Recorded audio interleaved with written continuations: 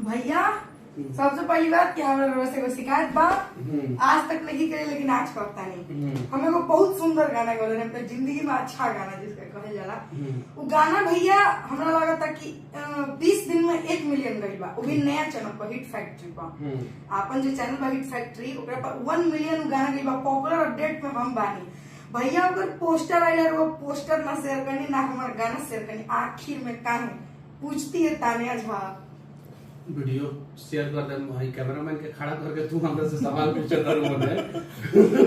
आप भी बताइएगा इसमें गलत बात है कि नहीं है। भैया बहुत खुशी से गाए, बहुत मेहनत से गाए। ठीक बेटे, वीडियो शेयर कर देंगे।